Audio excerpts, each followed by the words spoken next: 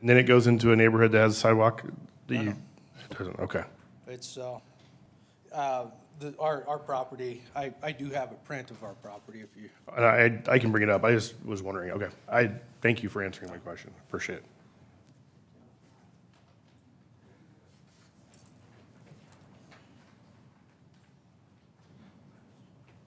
Ms. Williams?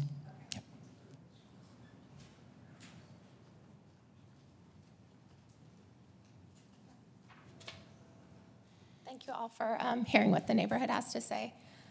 So I am Marjorie Williams. I live at 1251 Northwest 4th Street.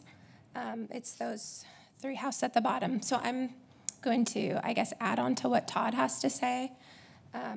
So it's basically just a field and our driveway that leads in there. And on the map, they actually listed our driveway as West Cherry Avenue. It's not a street, it's a driveway. It's a private driveway. And so just even doing that, I mean, I feel like he's trying to change our address to add a whole different street where our driveway exists. And we've gone back and forth with ADHD and the planning and zoning, and we've been told that there is no easement that way. His easement, if you look at the property, it's the two accesses coming to the back end, and he's blocking his easement if he puts the houses in that way.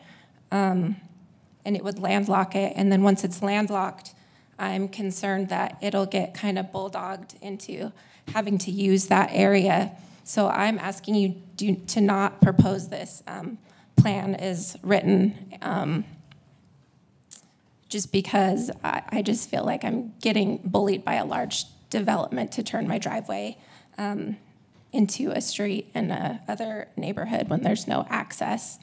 I'm also concerned about the historic area, and this neighborhood does not flow with the historic neighborhood that exists. I feel like a development should be consistent with the existing properties. These are not like any of the houses in the surrounding area. We value our neighborhood, our trees, our lifestyle, and this would significantly decrease our quality of life building this type of neighborhood. There are so many new retirement neighborhoods or older neighborhoods being put in like La Mirada in our area, so I don't think it's necessary for this to be put in like this. This is a special area. It's not even, it's an odd-shaped lot. I just ask that the development, and I understand that they want to put houses in development, but just keep it consistent with the historic neighborhood. And then to just reiterate that that's a private driveway, not a street. And so I ask that you keep it R4 and not R8. And I guess make sure, I'm asking you to make sure we're not bullied into like giving up our private driveway. Thank you. Thank you. No, thanks. Justin Williams? Okay.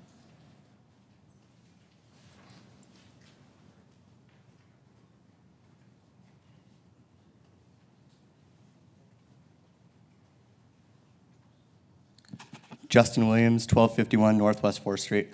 So again, I'm one owned property where that three houses are. So he's gonna have to buy up or take up between 20 and 30 feet of two different people's yards, so 15 feet on either side to put that in, where he could easily access it from the other side. I understand he doesn't want to do that because it's going to cost him 2 lots to get 3, but I'm not the one that sold him the property. When he bought it, we've talked to him several times about buying it. He keeps stressing over and over that he has an easement. I can't find an easement anywhere or an access. He lists it as an access aisleway. Is there any way you guys can give us like what his actual easement is? Yeah, I was going to ask you, Bill, can we go over that easement again? Seems like we've got a lot of questions about that, the easement for those 3 lots, and it's really just he's got an easement for one, unless... I don't even think he has an easement for one. Okay. So he literally has to drive over somebody's yard. Okay. Madam Chair, members of the commission, sir, as part of the application process, we asked Doug J.O., the developer, to provide us a copy of that easement. Staff has given a copy of that easement to our legal team to verify that it is legitimate for an access to that particular property. They have done so. And we also gave that easement to our GIS department to map it in our mapping system so that we have record of it moving forward. So currently, it's my understanding the way the easement's written is it's access for one lot currently. And so the developer is going to have to work and modify that easement. That's why I mentioned to you in the presentation tonight that he's going to have to obtain a cross-access easement from the adjacent property owners in order to do more than one lot. Right. Do you know when that easement was filed? Like, how long ago? We do not. Because like I've looked up over and over and over and I can't find it anywhere. Yes, So it'd sir, be if something you that you give should us your share. email address, we'll make sure to send you a copy. Okay, perfect. Thank you. All right, thank All you. right, thank you. Next. Madam Chair, that was the list of who has Okay. checked they wanted to testify. So we have no one else who's signed up to testify tonight, but is there anyone else in the room who would like to do so? Sure, come forward.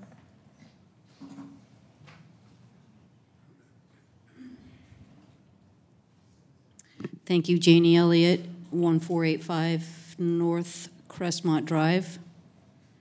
I don't know much about developments, but this looks like a really nice one, but it isn't conducive to, the area. My lot's a quarter of an acre, and, I'm looking at 2 houses in my backyard as well. My biggest concern is my irrigation rights. I access that from, I don't know, would be the south end of this. I don't know how to point that out to you guys. What is that called? Something drainage. Anyway, with all these houses, excuse me, going in, I'm not sure what he has in mind for conduits or whatever is going to be necessary to get my water all the way down to the beginning of this subdivision. Right now, it works just fine. What else?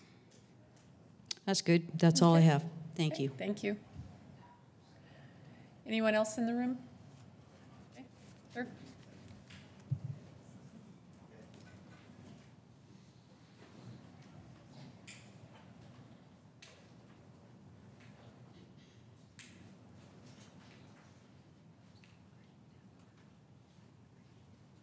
Hello, I'm Bill Luke. I live on 7th Street. And What's your home address, please? do what? Your home address for the record. 1529 West 7th. Thank you.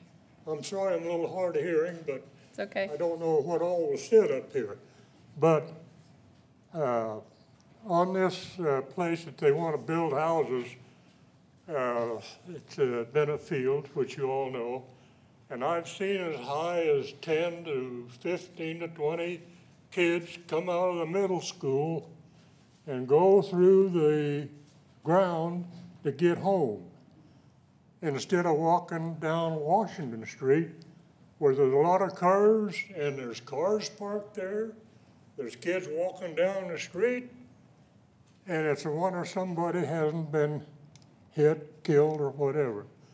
So the Nampa Irrigation has a ditch that we get our water through, and it comes right down through that property that they want to build houses on.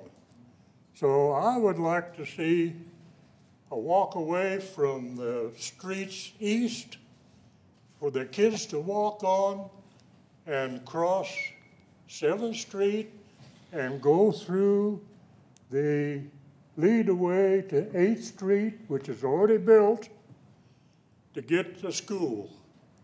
So this is what I would like to see, because I've seen a lot of kids walk up and down Washington Street, in the middle of the street. I've seen everything. And they need a place there for their safety that these contractors ought to look into instead of building houses and thinking about money. That's all I got to say. Thank you for listening. Thank you. Okay, anyone else? Okay, would the applicant like to come forward again?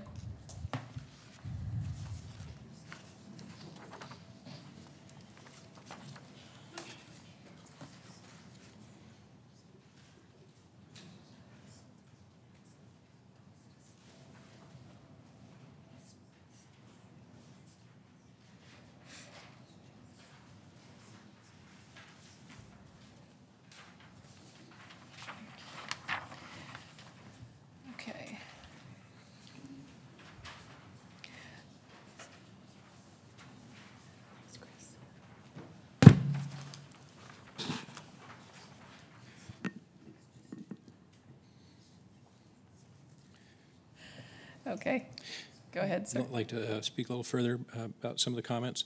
We have had many discussions about lot size and alignment with fences and such.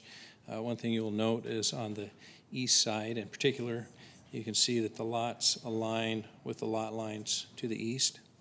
The other topic seems to be of great interest, and we've had many discussions on, is traffic.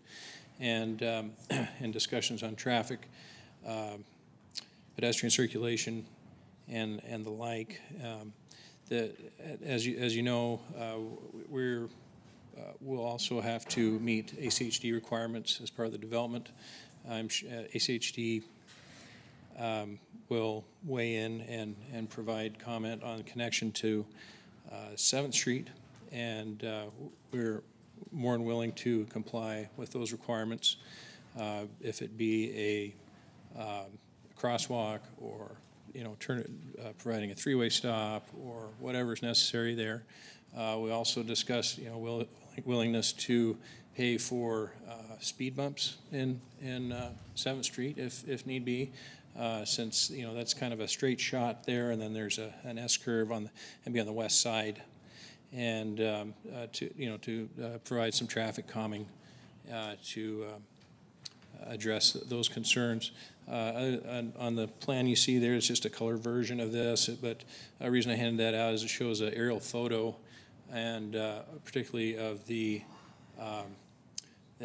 existing development to the existing homes to the east.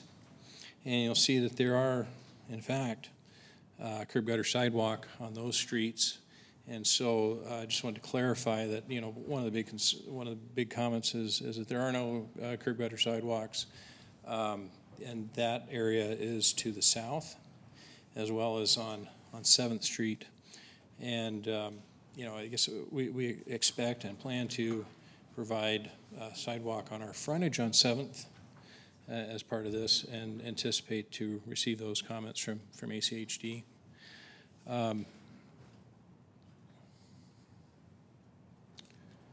The other item that was mentioned was the irrigation. I can provide a little clarification there.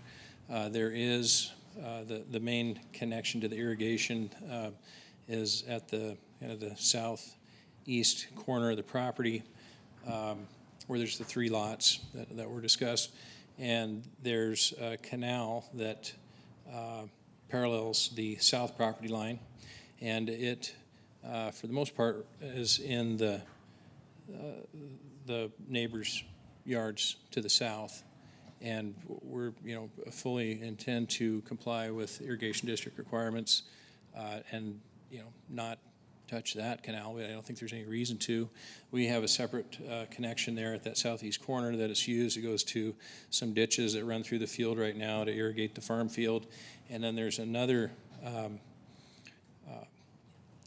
ditch that actually.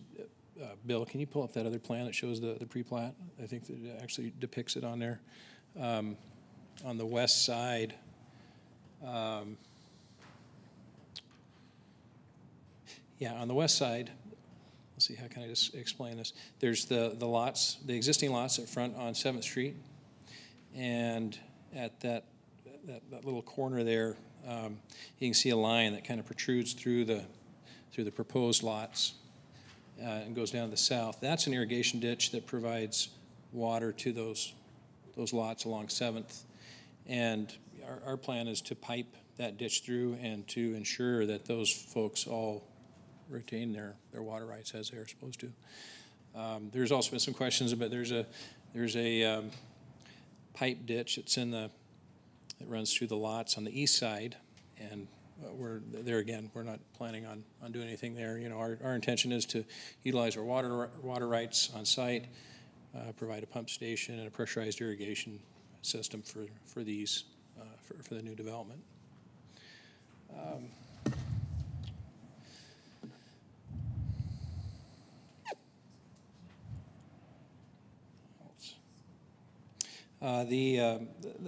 There's the 3 lots there at the kind of the oddball access easement condition there in the southeast corner.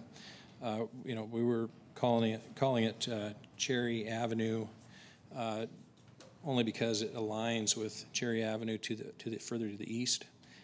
There was no intention there to stepping on anybody's toes. What we're depicting there, trying to depict, is a driveway access that would utilize the easement. Of course, you know, if we can't do that, then we can't do that. But You just have one big lot there.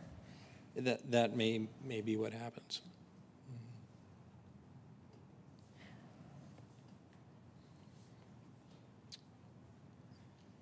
That's all I have. Okay.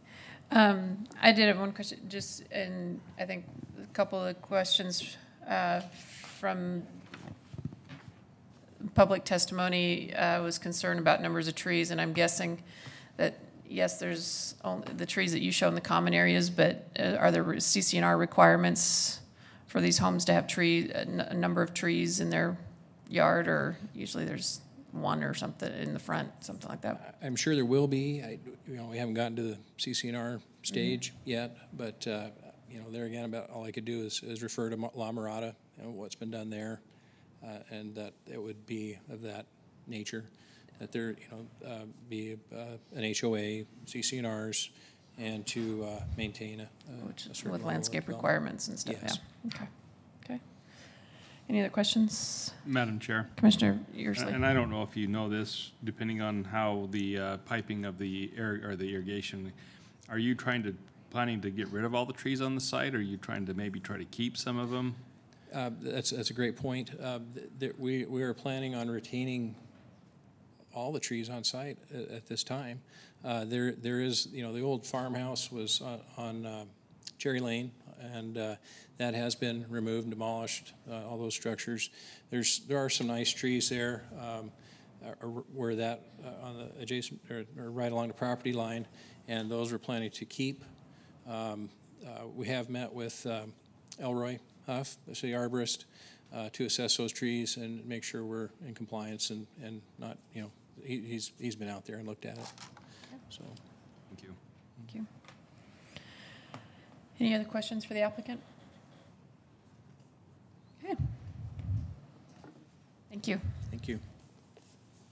So at this time, could I get a motion to close the public hearing for item H-2018-0018 Cherry Blossom Subdivision? So moved. Second. Thank you.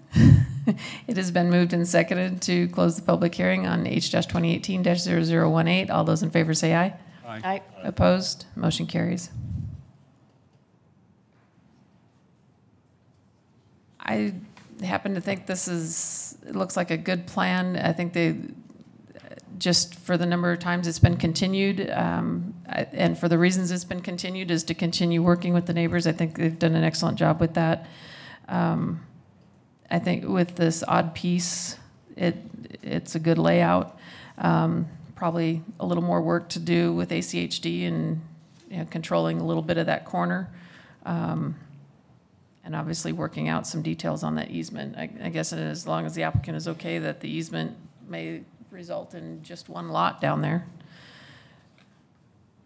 I would be in support of it.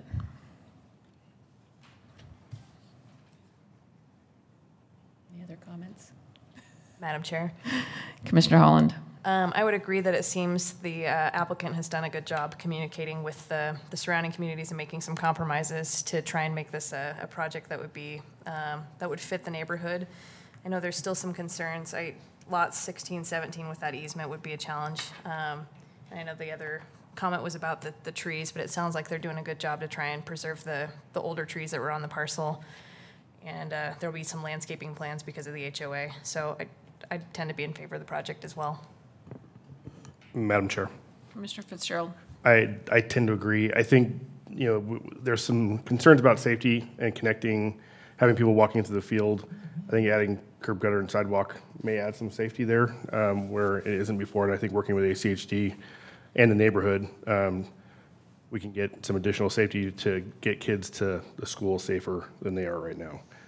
I think it looks good. I think there's newer neighborhoods right to the east that have curb gutter and sidewalk that have obviously been built in the last 15 to 20 years. And so that I know there's a concern over mixing different types of homes. It's challenging when you have an infill development like this. But I think La Mirada will tell you that I think Mr. J.O. does a good job of building nice communities, and I think this will be an addition to the community. Madam Chair? Commissioner Casanelli. It's tough. I sympathize with a lot of the homeowners around, and having something that's been vacant, an empty piece of land like that, or what was a farm years and years ago, obviously, now being developed. It's going to be developed. I think it's a pretty good layout. Some of the lots are tight, yes. They are on the low end of the spectrum in terms of the number of lots per acre. I think the homes will fit in. I mean, I do see the developer has gone above and beyond to go in there with single-story homes to keep the height down within reason.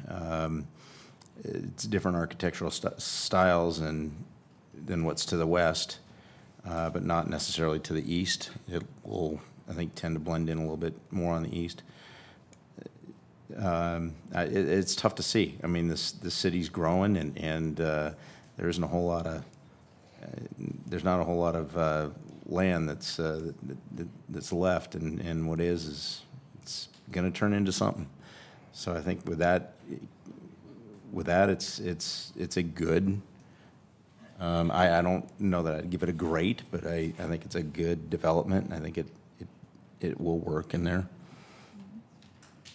Madam Chair, I do want to give a ton of credit to the neighbors and to the developer and the applicant for working together to come to something that was better than what we saw the first time, and to compromise on single-level homes. I think that's something that we don't see very often. That's a huge. And it's something, and for the neighbors, we see these types of projects come in a lot, and that's something that not very many developers are willing to give up, is that two-story home concept. So that's a pretty nice thing to be able to try to compromise with you, because I know that it's making an impact on your guys' quality of life. So. Okay. Anyone want to make a motion? I can find it. Or do we have more discussion? Commissioner Yearsley, are you weighing in, or? Oh, no, Madam Chair. I kind of agree with Commissioner Casanelli. It is a good development. I think there might be a couple of things that they could do to make it a little bit better, but overall, I think he's made some pretty deep concessions. Reducing the number of lots was pretty significant, and I think a smart move in his court, adding the extra open space and the pathways through the property like it's kind of been used before in the past. So, no, I think it's good. I think it is hard with change. This has been a farm it's been in the city for 1959, so, it's kind of been a stable that this has always been a field, and then all of a sudden it's going to change, and to try to feel what that's going to be like is kind of scary in some ways. But I think he's tried to do his best to alleviate a lot of the concerns. It sounds like not all of them are there, but I think they're close.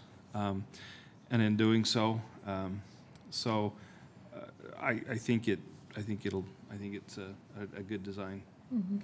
I would have one thought on that amenity that they give some serious thought to. Does this really want to be a tot lot if the demographic is? I think, Madam Chair, if I was going to make a motion, I would probably ask them to work with staff to come up with a reasonable additional amenity, because I do agree that there needs to be something there, but I don't think it needs to be a tot lot. I would give staff flexibility to come up with something that would fit with the community, the final version of what it's going to be.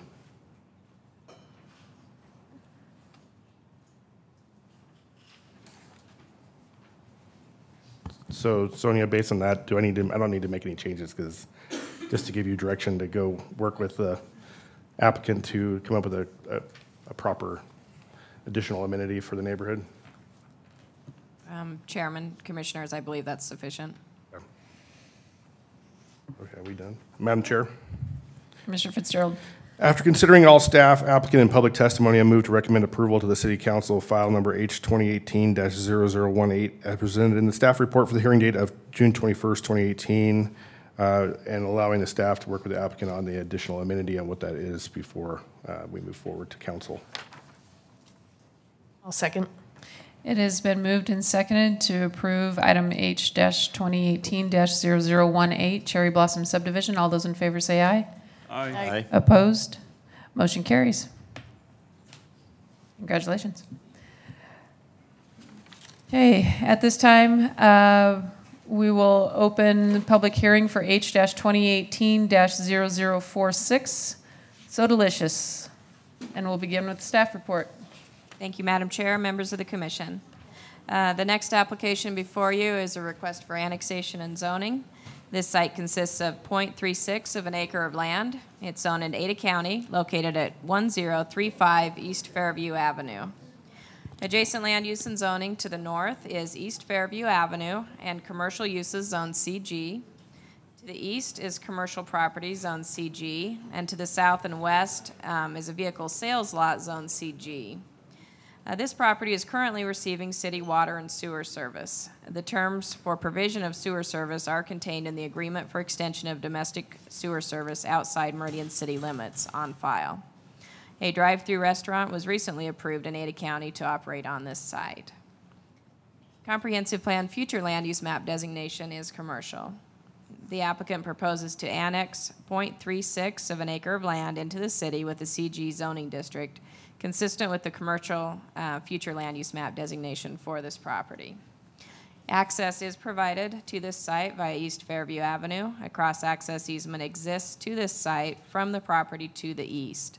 Staff is recommending a reciprocal cross-access easement is granted to the property to the east in accord with UDC 11-3A-3A2 as a provision of the development agreement. However, it may not be feasible at this time to utilize the cross-access due to the location of the billboard sign. What that means is staff is not requiring the cross-access to be constructed at this time. We're only requiring the provision of the easement so that at some point in the future, if the billboard does come down and the access is needed, that it can be constructed and no further means is necessary to come back. Additionally, there may not be an application in the future that we would be able to tie that cross-access easement to. Because parking for this site is located at the northwest corner of the site along the west boundary, staff is not recommending a cross-access easement is provided to the west, only to the east. There is an electronic billboard that exists along the east boundary of this site that was a permitted use under Ada County ordinances. Upon annexation, the billboard will be considered a non-conforming sign as billboards are prohibited within the city.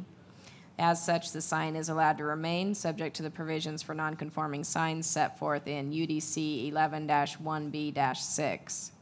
Repair or replacement of LED digital faces on the sign does not constitute replacement or removal of the sign or the sign structure as described in UDC 11-1B-6 and noted in the agreement for extension of domestic sewer service. The council did agree through that agreement to let the billboard remain on the site, so that has already been acted on by the city. Written testimony, no one has submitted written testimony on this application. Staff is recommending approval with a development agreement containing the provisions in the staff report. Staff will stand for any questions. Okay. Any questions for staff? Okay. Would the applicant like to come forward?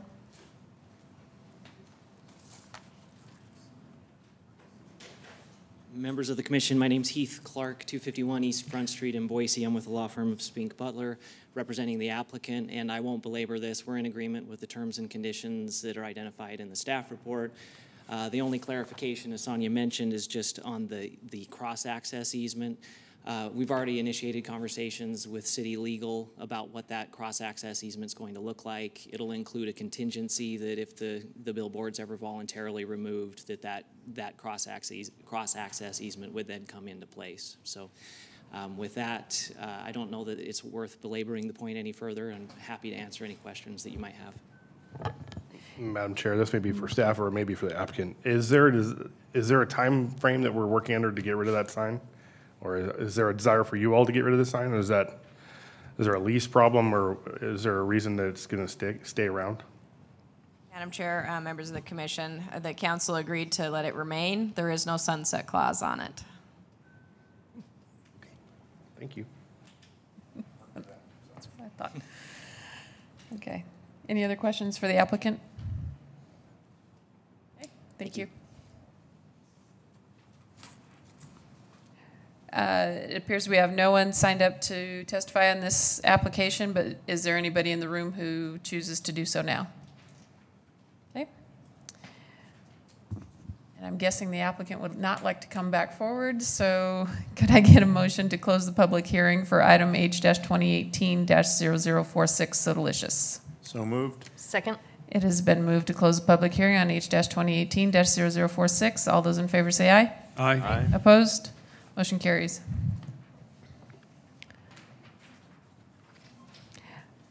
Madam Chair. Commissioner Fitzgerald. I think, it's an existing location they're utilizing a building that's already built, and I think it's exciting to see Sodalicious on Fairview Avenue instead of what's there now. Is that fair? That's fair. Any other comments? Madam Chair. I would agree. I would be in support of it. So if we're ready for a motion, that would be great. As I'm making motions. After considering all staff, applicant, and public testimony, I move to recommend approval to City Council of file number H-2018-0046 as presented in the staff report for the hearing date of June 21st, 2018. Second. It has been moved and seconded to recommend approval on H-2018-0046. All those in favor say aye. Aye. Opposed? Motion carries. Congratulations. Next, we will open the hearing for item H-2018-0054, Gray Cliff, is it Estates? And we'll begin with the staff report. Thank you, Madam Chair, members of the commission. The next application before you is a request for a preliminary plat. This site consists of 52.46 acres of land. It's zoned R8 and R40 and is located west of South Meridian Road and State Highway 69 on the south side of West Harris Street. Adjacent land uses and zoning to the north are future and existing single-family residential properties in Biltmore Estates subdivision zoned R4. To the east is agricultural property zoned RUT in Ada County, as well as to the south, and to the west actually also is agricultural property zoned R4. In 2015, this property was annexed and a preliminary plat was approved, which is still valid for this site. The comprehensive plan future land use map designation is medium density residential for 30 acres of the site and high density residential for 22.5 acres. The applicant is requesting a modification to the existing development agreement to increase the number of building lots from 120, which is shown with the existing preliminary plat, to 136 lots as proposed with the current plat, and qualified open space increase from 7.95 to 8.85 acres consistent with the new proposed preliminary plat. The development agreement modification does not require commission action, only city council. The proposed plat, as shown, consists of 134 single-family residential building lots, 2 multifamily residential building lots, 9 common lots, and 2 other lots for a city well lot and a common driveway on 52.46 acres of land in the R8 and R40 zoning districts.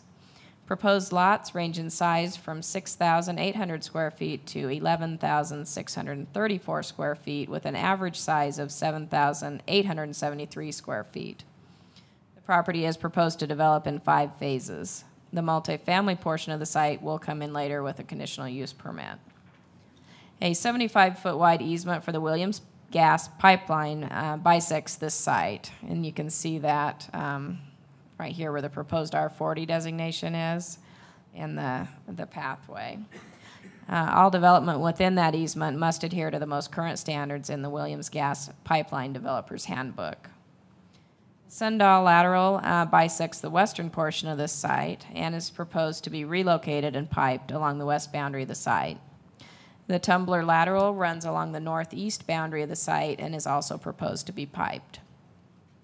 A 20-foot wide landscape street buffer is required along Harris Street and South Redwater Avenue, both collector streets.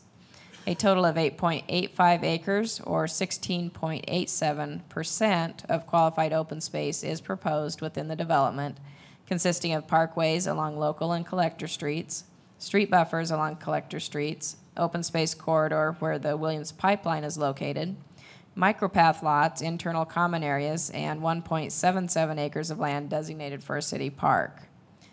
The applicant proposes a 10-foot wide multi-use pathway through the common area where the Williams Pipeline is located.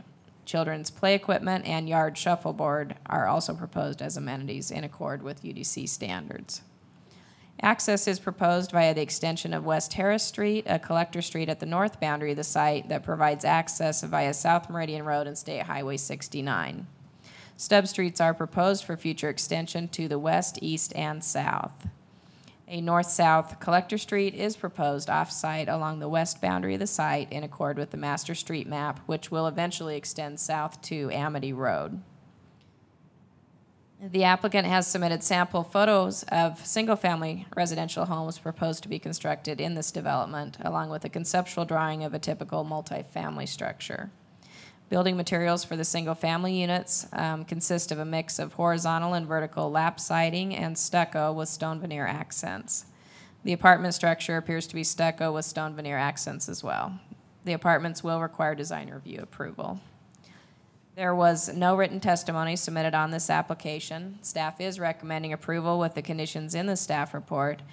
Staff is requesting that Commission make one modification to staff report, condition number 1.2.1B, that pertains to shifting the north-south collector street along the west boundary of the site to the east side of the Sundell lateral. This was inadvertently left in from a previous ACHD report. Staff will stand for any questions. Any questions for staff? Madam Chair. Commissioner Casanelli? Sonia, do you know when that, was the zoning there originally R40 with the, it's surrounded by R4? Was that changed? What's the history of that? Do you know? Seems like an odd sliver to be high density in the middle of R4. Yeah, Madam Chair, Commissioner Casanelli, the zoning follows the comprehensive plan. It was zoned in 2015 when it was annexed into the city with the original Gray Cliff Estates plat. Follow up on that. What's zoned to the east, up towards Meridian Road? It's zoned in the county right now. I believe it's RUT. What's the future? Future land use designation is mixed use. Okay. Regional, I believe. Okay. Thank you. Any other questions for staff? Would the applicant like to come forward?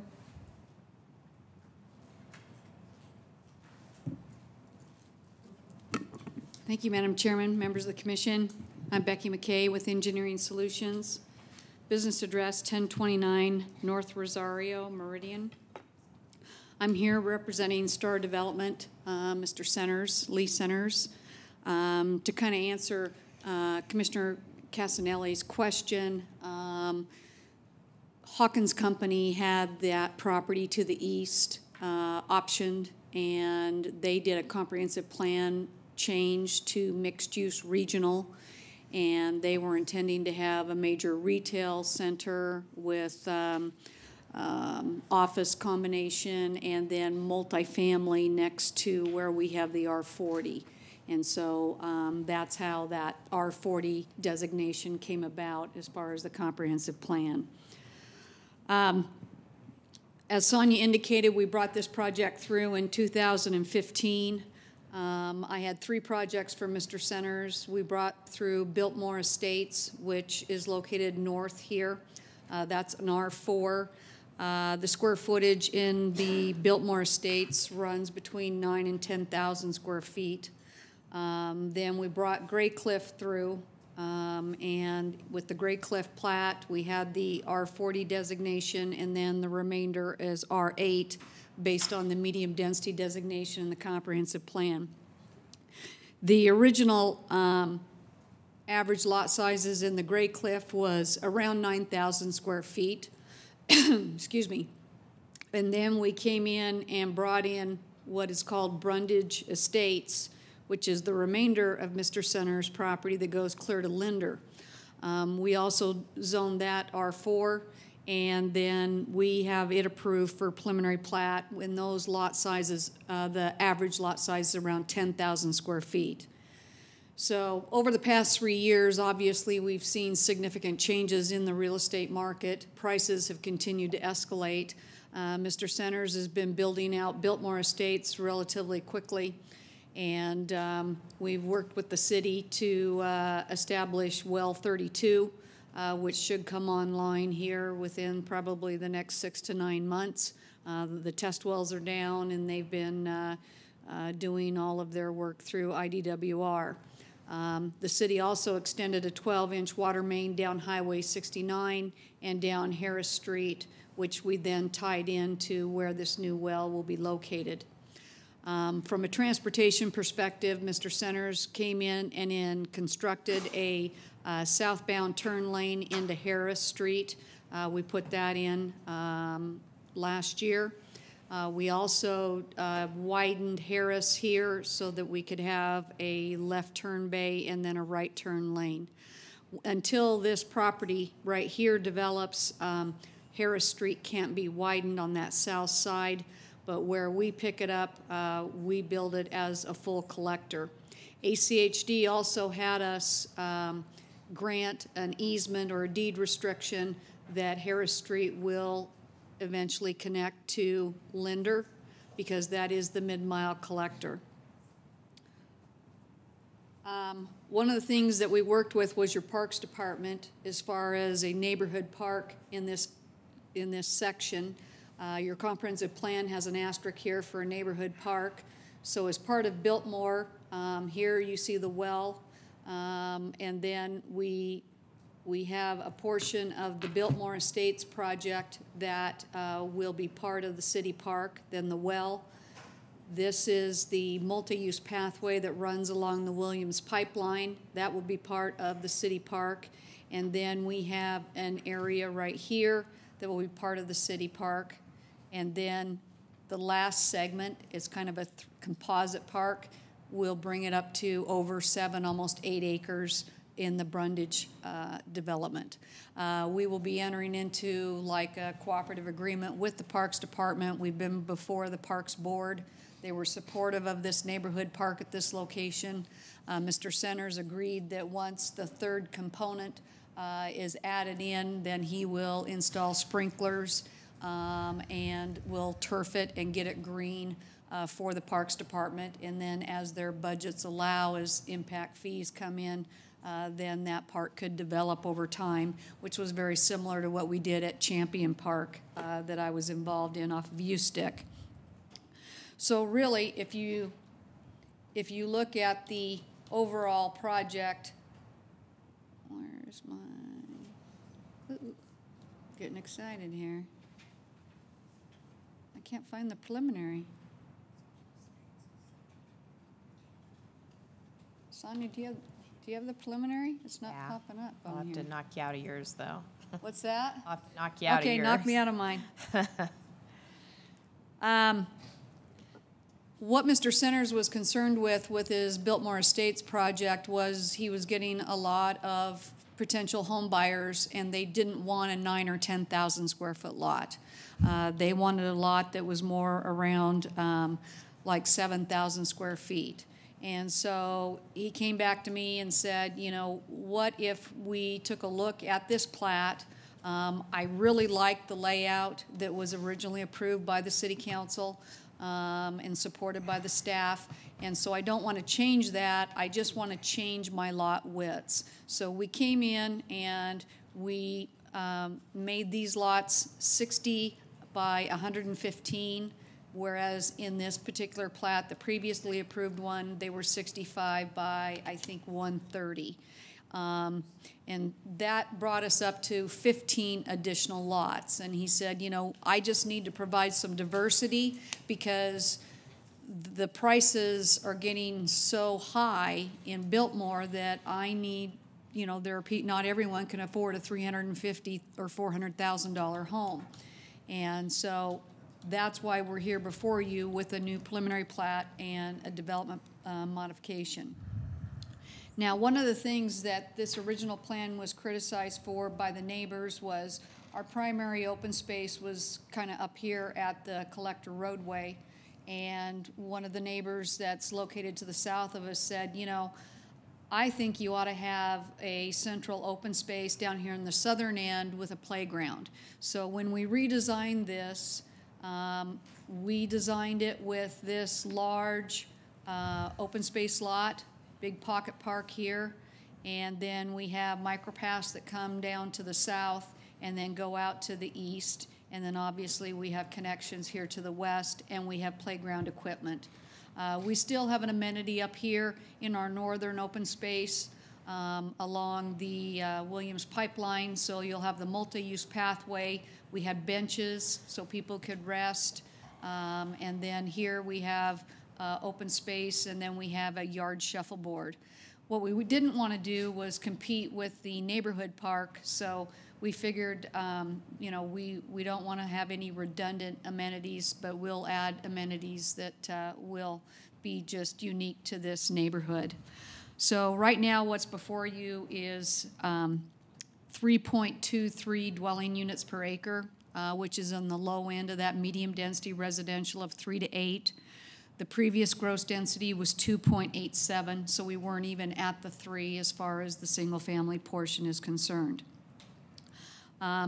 We upped the open space it's up to 8.85 acres or 16.87% open space. So kind of as a trade-off to add additional lots, we did add open space.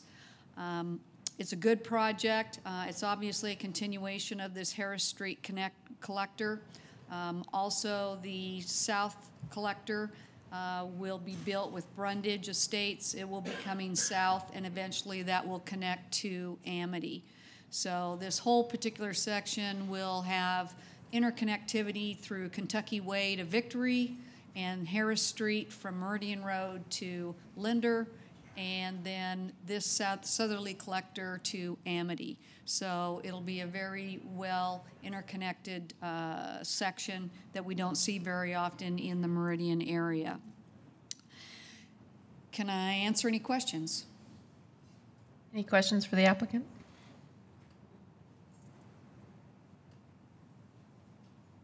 Okay. If not, thank you. Thanks, Becky. Chris, do we have anybody signed up for testimony? There is no one signed up. Okay. We have no one signed up for public testimony, but is there anybody in the room who would like to do so on this application? Okay. Madam Chair. Commissioner Yearsley. I move to close the public hearing on file number H 2018-0054. Second. It has been moved and seconded to close the public hearing on H-2018-0054. All those in favor say aye. Aye. Opposed? Motion carries. Madam Chair. Commissioner Yearsley. So I was involved with the initial annexation of this property. You know, initially I was a little concerned, why come back for more property? I kind of wondered if that was the case, as Becky had mentioned. I'm actually pleased to see that they didn't take all that into additional lots, that they added some more open space. I think where they're adding that open space, I think is a great asset to that facility, to that subdivision, and I you know, commend them for not being so greedy and to allow that additional open space. You know, I overall, the property I think is a pretty good, you know, is a pretty good layout. Growth is happening out that way. So I would be in favor of this project, or the preliminary plat. Madam Chair. Commissioner Fitzgerald. I absolutely agree. I think listening to the testimony from previously, moving common area and amenity into the middle of the community made a ton of sense. I think as we go through a comprehensive plan review and redo, I think we're going to hear a lot more about diversity in homes. And I think Mr. Centers knows who he's selling to and how that needs to work. And if he's hearing that we don't hear it very often where you want to have smaller lots. So I think the original concept this is just taking an original concept and making it a little bit better. So I'm in agreement with Commissioner Yearsley's comments and would be in support as well, ma'am. Madam Chair.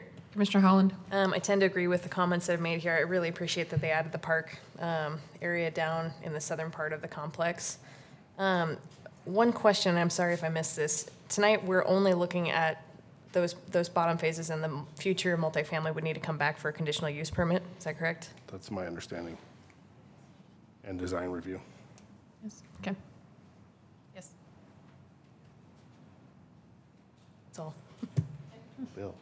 I like the fact that they brought some more green space down to the south end with that park.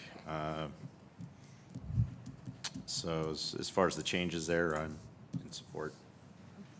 Yeah, I remember this application as well, and I remember the heartburn over the common space being right up there next to the park anyway. And so I do like that the open space is moved. I hate seeing the bigger lots getting made into smaller lots, but in general, I would be in support of it if that's what they feel they need. I don't think it's that huge of a change to make that a big enough difference to argue it, so. Madam Chair. Commissioner Holland. I'd be happy to make a motion. Before I do, I just want to make sure I don't think there's any concerns with the staff's recommendation to strike condition 1.2.1, unless any other. No, it was in there by accident, so. All right, then after considering all staff, applicant, and public testimony, I move to recommend approval to the City Council of file number H-2018-0054 as presented in the staff report for the hearing date of June 21st, 2018, with the following modification that we strike condition 1.2.1B that pertains to shifting the north-south collector street along the west boundary of the site to the east side of the Sundell lateral. This was inadvertently left in from the previous ACHD report. Second. It has been moved and seconded to recommend approval on H-2018-0054 with modification. All those in favor say aye. Aye. Opposed? Motion carries.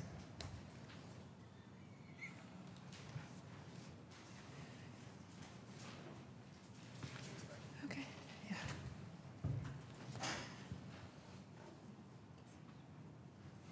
Okay. Pledging through. At this time, we'd like to open the public hearing for H-2018-0043 Keep Subdivision. I guess we're continuing this, aren't we? Okay. Continue item H-2018-0043. And we'll begin with the staff report. Thank you, Madam Chair, members of the commission. Excuse me. So this, as you said, was continued from the June 6th hearing. I don't have I apologize, I don't have the previous version of the plat on my slide as an oversight.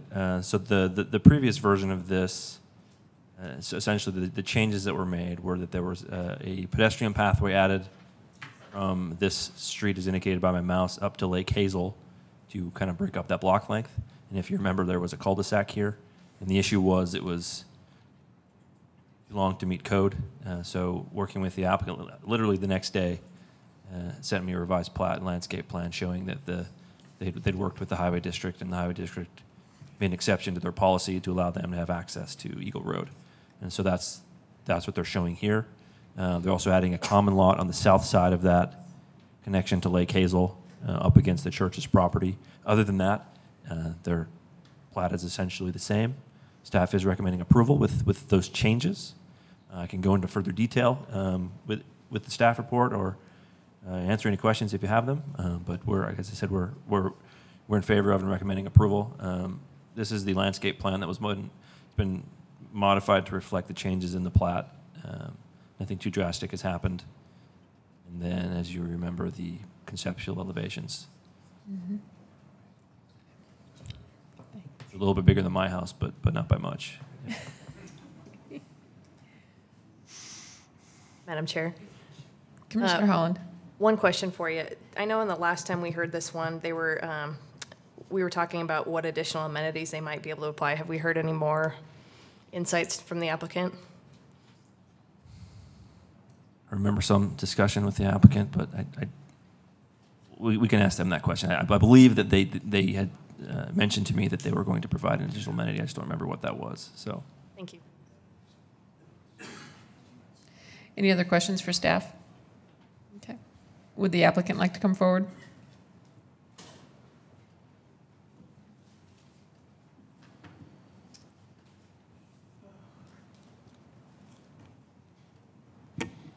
Thank you, Madam Chair.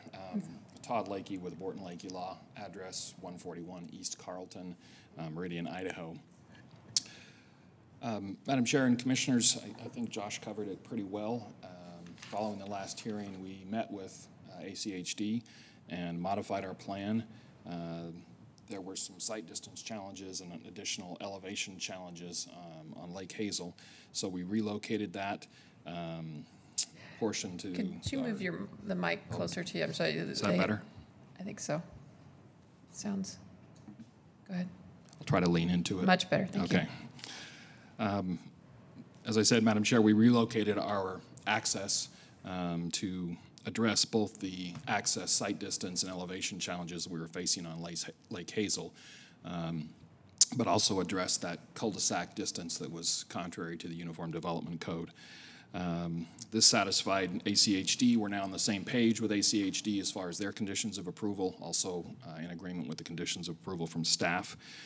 Our modified landscape plan also increased the amount of open space as part of our design, and we added a tot lot, but I need to confirm with my client where that tot lot is, but that's the additional amenity that we added. And with that, Madam Chair, as I said, we've addressed the issues of concern. We're in strong compliance with the comprehensive plan as far as the low density designation. We're at 1.1 gross dwelling units per acre. You saw the pictures of the homes, maybe a little bigger than mine too, but we are talking about a high quality development that is from half acre to 1 acre plus lots. And this is going to be a high quality project that will be a great addition to the city of Meridian, and we would ask for your approval. I'd be happy to answer any questions if you have them. Any questions for the applicant? Madam Chair. Commissioner Yearsley. And maybe you can help me. I know on the previous meeting we had, you were asking for a condition of a pathway to the church to be stricken. Did that actually get pulled out of the staff report, or do we still need to include that in our motion? So let me pull up that condition. I've got it on the other screen here. Give me a second to switch over here.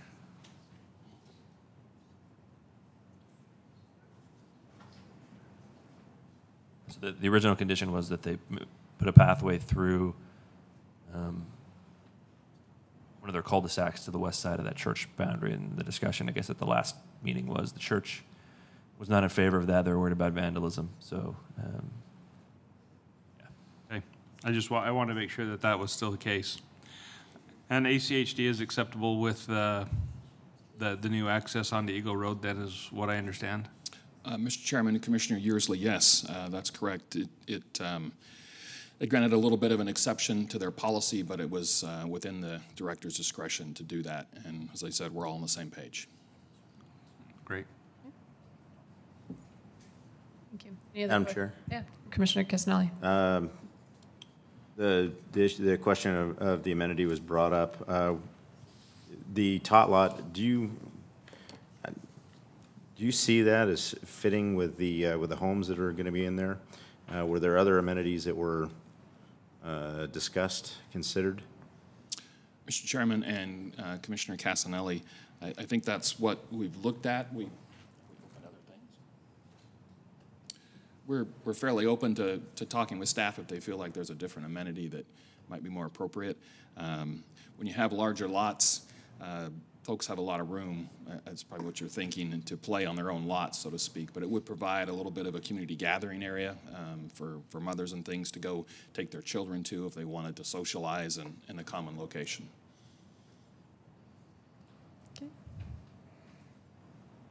Any other questions for the applicant?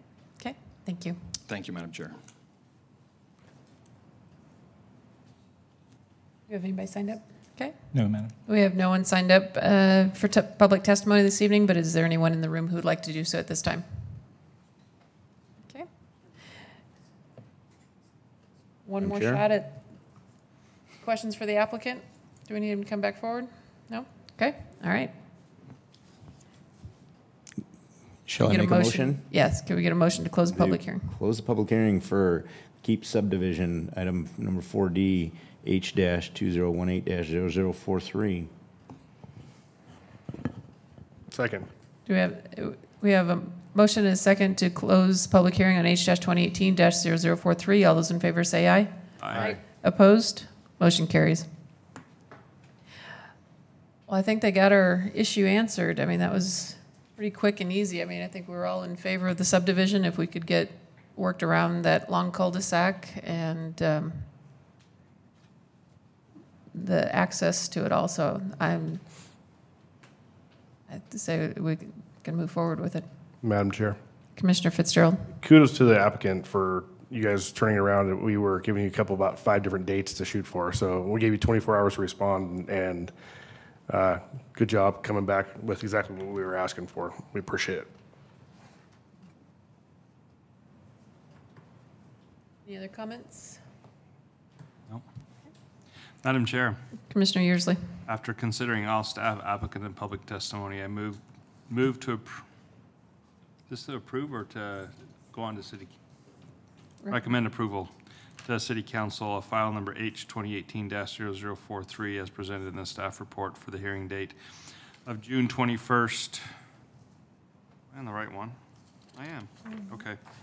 June 21st, 2018, with the following modifications: that 1.1.3D be stricken from the report, or from the staff report. Second. It has been moved and seconded to recommend approval on H-2018-0043 with modification. All those in favor say aye. Aye. Opposed? Motion carries. Madam Chair? Congratulations. Yes, Commissioner Castanelli. We're moving on to item E. I'm going to go ahead and recuse myself.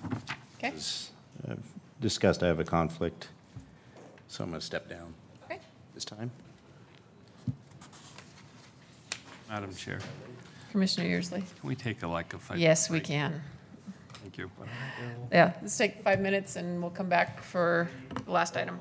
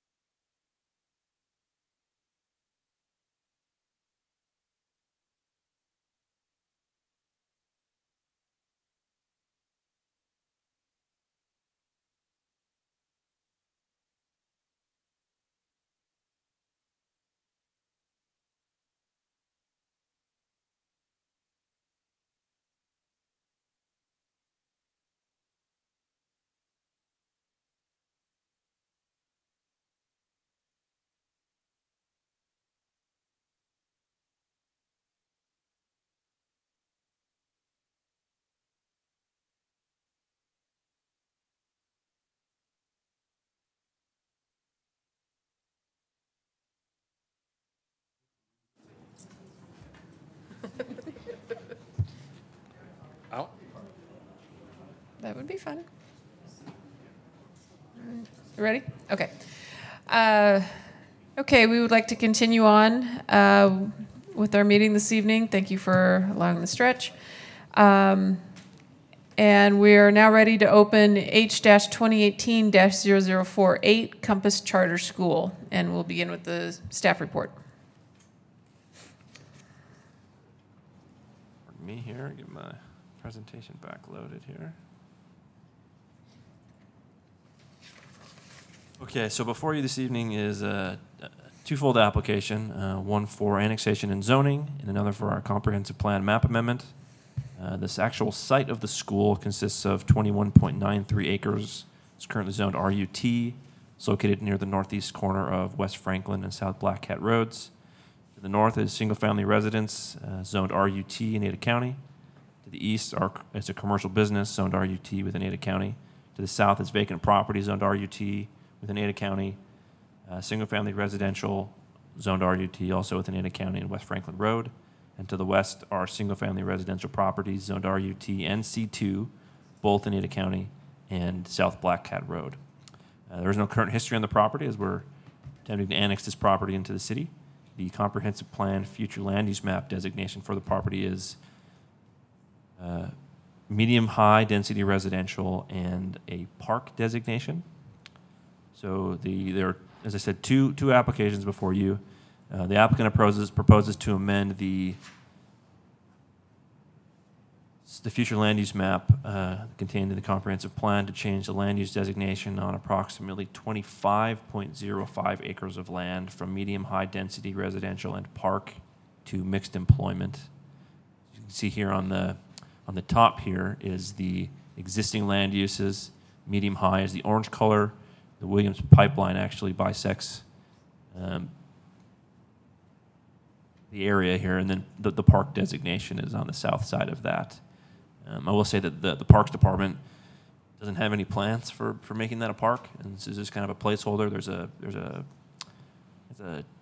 some sort of a power station here on the hard corner, and they weren't sure what to do with the area between the pipeline and the power infrastructure there. So regardless, as you can see on the south here, this is the proposal is to change the whole area, excluding the hard corner, to the mixed employment designation that would accommodate a school. So the comprehensive plan amendment is desired so the applicant can develop the parcel with a private school or a charter school and annex in property that is operating with a landscape business approved through the county. So the landscape business is located on these two parcels, as indicated by my mouse.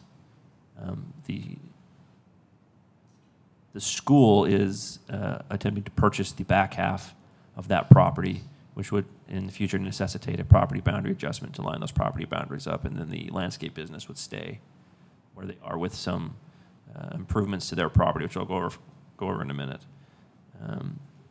So as such, because there's two different entities here, the school and the landscape business, staff is recommending that there be two, instead of just one development agreement, which we typically do with an annexation, then we do two.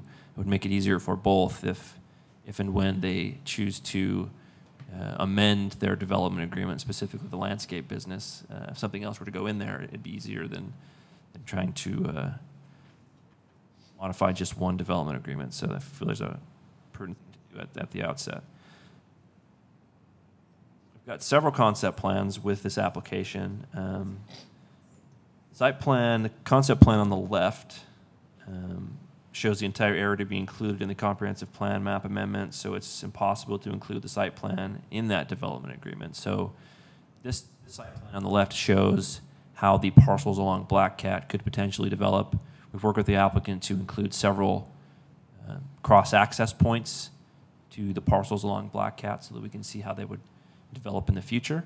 Those are not part of the annexation, though they are part of the comprehensive plan map amendment.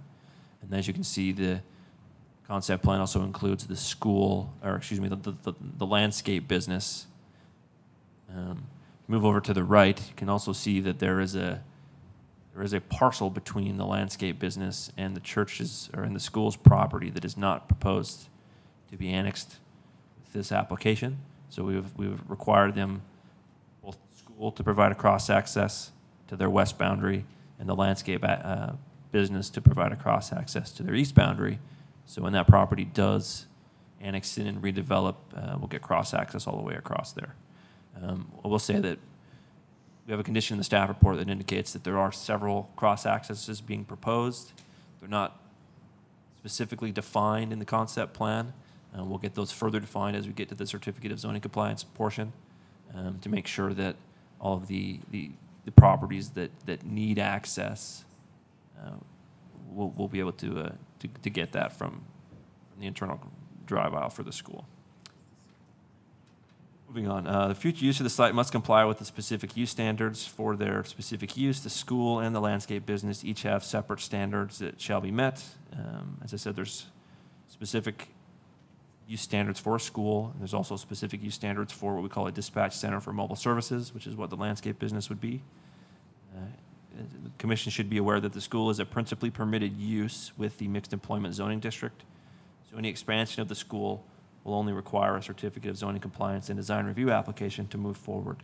There would not be a conditional use permit required for this, and so any future approvals will be through the certificate of zoning compliance and just through the staff. On the other hand, a dispatch center for mobile services use is considered a conditional use within the mixed employment zoning district, so any expansion of that use will also require a conditional use permit, but not at the outset with the annexation. As I said, a property boundary adjustment will need to be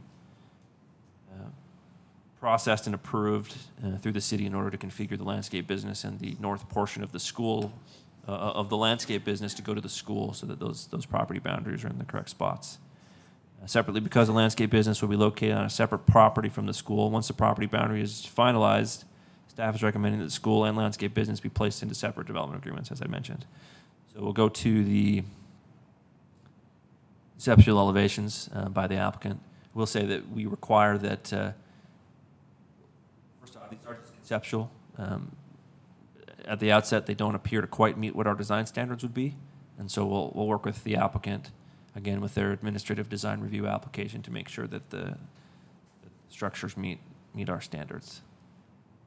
And there are, so, as I said, there's 2 separate development agreements for the property, and one just for the school, and then there is one separately for the landscape business. With that, staff is recommending approval. Went through that fairly quickly, so let me know if you have any questions. I have. Any questions for staff? Okay. Can you go back to the overall plan there? Okay. Actually, Madam Chair. Yes. So just on your last slide, my understanding is that when the landscaping, if and when the landscaping project or business does redevelop, they lose their access to Franklin, correct? Correct. Some of that depends on whether or not there's the ability to access. The cross-access to the the property doesn't properties. develop, then there's still limited Got it. ability Okay. for them to get over to existing access points. I will say, and I failed to mention that we are asking that the landscape business make some improvements to their property. They will have to asphalt and stripe their parking area. Their landscaping out front appears to generally meet our requirements, so we're not going to push too hard on that. We will get the required buffer that we need when and if the property redevelops. Their plan here, as I'm showing on the right here, indicates that there are 2 access points to Franklin. There are not. They will not be granted that second access point on the right. The only access point they currently have is one indicated by my mouse. They also require their outdoor storage area, and we require that to be fully screened from view. And then obviously we'll have to work with them on the location of the cross-access easements with the certificate of zoning compliance. They've kind of put them in a spot that kind of makes sense for the business.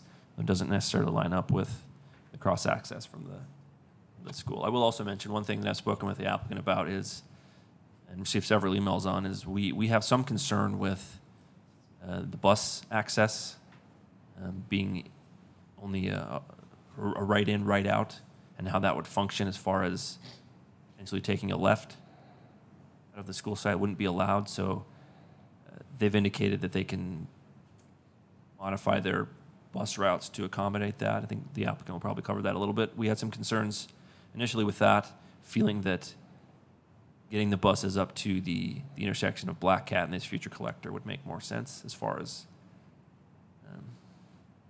getting buses where they need to go.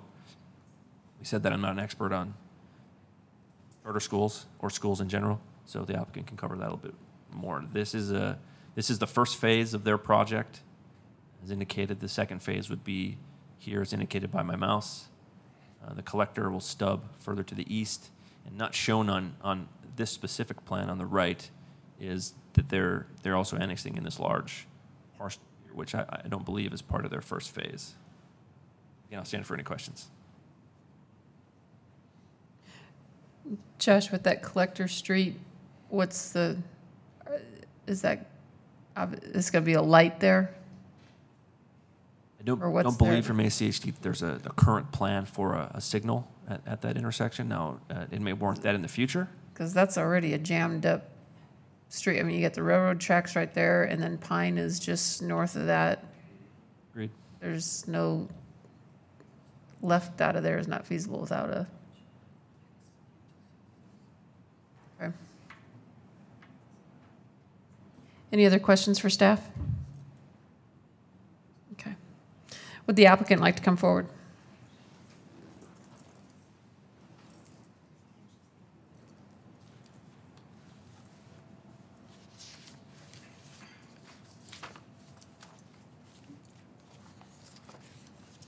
I'm Paul Bierlein with Bauma USA, and this is Bill Hadlock with Paradigm Design of 553 Mile Road, Grand Rapids, Michigan. Yeah, my address is 445 Pettis, Grand Rapids, Michigan. Okay. First of all, we'd like to thank the staff for working with us through the process. We really don't have any challenges with the conditions that were put on or the conditions that were put on us because we've been working through them with Josh pretty closely. We do have one condition that we think we can improve upon that we'd like to talk about today, and we'd also like to address the question of the bus traffic coming in and out off of Franklin. So first off the Collector Street, there was one condition of having 2 drives coming off the Collector Street, and one being an in only and one being an out only. And we think that we could make that condition better by making that just 1 drive approach versus 2. And I think that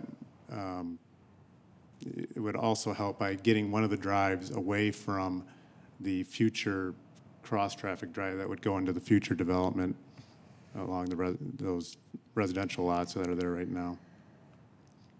So we'd like to request that as one change to the conditions that were noted. Josh, which one is that? I'm not sure. Or do you guys know which that's? Yeah, right here.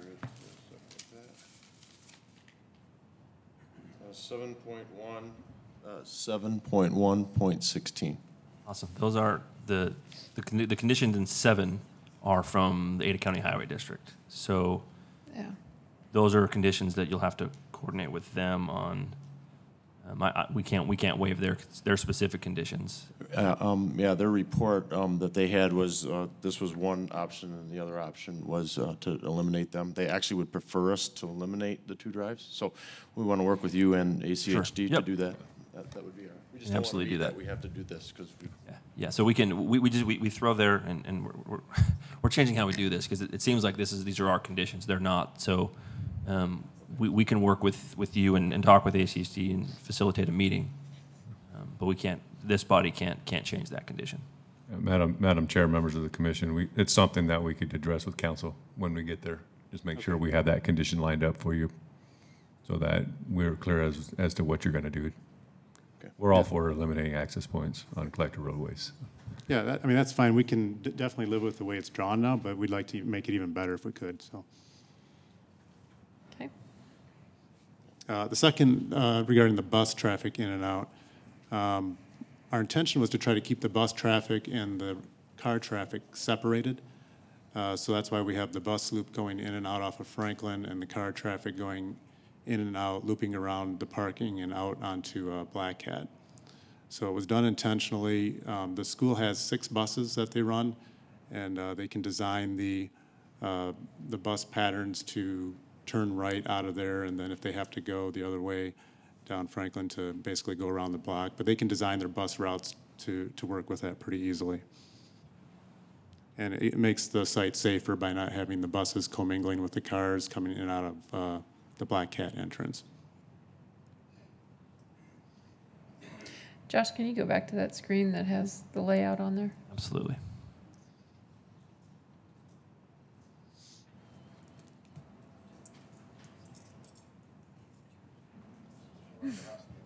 All right. Okay, so one of those 2 accesses there on the left, right, not the one on the back side, would be shut off. Yeah, okay, yeah, the first topic we discussed, that would be potentially taking these 2 down to 1. And this is where the cars will come in and out off of Black Cat. And then down here is the bus loop. The buses will come in, loop around the outside, and then back down, and then they'll turn right. And then, you know, whatever their route takes them, they'll go from there. But that keeps the buses completely separate from the car traffic. Yeah. And have you had any discussions with ACHD on traffic signal on that collector road there for Black Cat? Yeah, we've spent a lot of time with ACHD, and the way we've got it laid out and designed, actually shown on here, is what their requirements are, and yeah, signalization was not part of the requirement, nor did they feel it was needed. We do have some improvements of widening the Black Cat out in front of our right-of-way there. So in the future, when the other lots to the north and to the south do develop, it'll mesh in with their master plan of the expansion of Black Cat itself. Madam Chair. Commissioner Fitzgerald. I know, and with the charter school, it's a little different. We don't have kids as much walking, but was there any discussion of a signalized crosswalk, not necessarily a stoplight, but a crosswalk there to get kids across the street? No, there was not. We don't anticipate a whole lot of foot traffic. There was discussion of crosswalk and beacons and such to the north in the future with phase 2, as Josh suggested there, with that track and field to get the students to the north. And actually, we're going to expand parking up there, so that will be something that will be addressed with ACHD in the future, as that is a concern, but it is more the connectivity north and south across the new collector than actually bringing in the students off of Black Cat. As we, I think 60% or so of the students here are bused. We've got some drivers, and then about 100 kids are going to be parking here, and then the remainder are basically dropped by their parents. Madam Chair. Commissioner Fitzgerald. And the landscaping company is okay with all the proposed updates and, yes, upgrades to their facilities? Yes, as long as they don't have to pay for them. So we're going to take care of that for them. So, yes. That makes sense. Any other questions for the applicant?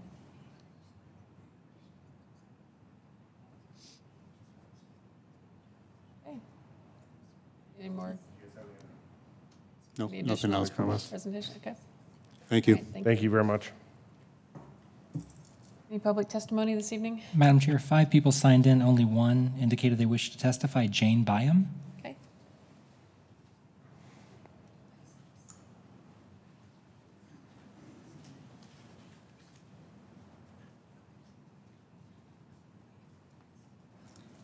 My name is Jane Byam. I live at 6050 West Elgato Lane. First of all, I'd like to start with a question, and that is, should we have received something in the mail about the proposal? I know that when the county was proposing the change at the Black Cat Franklin intersection, we received constant mailings and updates, but we received nothing about this. I contacted every single one of my neighbors on Elgato today, and there's approximately 20 homes, and only one individual other than myself had seen the sign, and they didn't see it until today. So I would like to request, if possible, that any decision on the charter school proposal be delayed until other residents on Elgato have an opportunity to review that proposal so that they could come address you as well, if that would be possible. Josh, do you have the mail list? Into it right now. Okay. Because I'm not sure what the, I'm sure the improvements from ACHD, they may have had different requirements on where they mail to. 1,000 feet versus 300. Yeah, for this kind of event, it's only 300 feet and not 1,000. So Okay. they anticipate that you'd see the signs because those have been up for 2 weeks. Yeah. Okay. As you mentioned, Madam Chairman, that is a Black Cat and Franklin. There is a very congested area, a lot of traffic. Where the sign is located, it's difficult to see it. It's you know, a difficult place to stop and read it and see what it says. But you know, I saw it because my husband mentioned it, so I did go specifically to look and read it. I actually took a photo of it so I could review the information on that sign. I know I can't probably legally speak for my neighbors, but everyone that I did speak to is concerned about the changes. I must say I'd much rather have a charter school in that location than the possibility of 40 dwellings per acre. But we are quite concerned about the traffic. Since the intersection changes at Franklin and Black Cat took place when the construction started there, prior to that, we lived on a quiet street. Everyone has approximately 5 acres. There's a lot of horses on the street. It's an agricultural area. A lot of people walk down the street. They ride their bicycles down their street, and we ride our horses on the street. And since that construction project started at that intersection and traffic was diverted to Elgato, now everyone knows that it's a way to get from Black Cat to McDermott. And we get constant speeders. I've seen people speed past a stopped school bus with the stop signal out. I've had to get off the road while riding my horse because of somebody exceeding the speed limit, doing at least 50 miles an hour. And as was mentioned, if the school goes in on that location and has an entrance into the school off of Black Cat, you've got the stop sign at the railroad tracks. Now we're talking about a traffic signal for the school entrance. We've got the traffic light at Franklin and Black Cat.